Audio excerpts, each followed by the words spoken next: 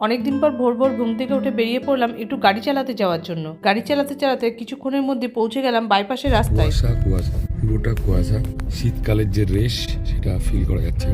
দারুণ লাগছে, মেঘের রাজ্যে পুরো জায়গাটা মনে হচ্ছে রয়েছে।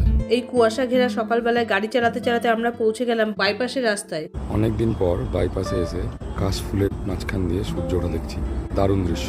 এরপরে বাইপাসের রাস্তায় একপাশে গাড়ি দাঁড় করিয়ে আমরা একটু হাঁটতে শুরু করলাম। সূর্য এখন খুব বড় করে উঠে গেছে। একটু ওয়ার্কআউট করে সঞ্জিতা তৈরি করছে নেসক্যাফে। বিস্কুট দিয়ে খেলাম গরম গরম কফি। এরপরে রওনা হলাম বাড়ির পথে। কিছুক্ষণের মধ্যে চলে আসলাম বাড়ি। সন্ধ্যাবেলায় অফিস থেকে ফেরার পরে আমরা দুজনে বেরিয়েছিলাম বিশেষ কিছু কেনাকাটা করার জন্য। রাস্তায় বেরিয়ে দেখতে পেলাম আগামীকাল ভৈরব পুজো উপলক্ষে পুরো খাগড়া আলোকসজ্জায় ঢেকে গিয়েছে। চারিদিকে তৈরি হচ্ছে পূজা মণ্ডপ। আজকে রাস পূর্ণিমা উপলক্ষে রাতের ডিনার কমপ্লিট করে আমরা তিনজনে ছাদে উঠে ফানুস উড়ালাম। সবাইকে শুভরাত্রি জানিয়ে এই ভিডিওটা এখানেই শেষ করছি। ভালো লাগলে লাইক আর সাবস্ক্রাইব করে পাশে থেকো।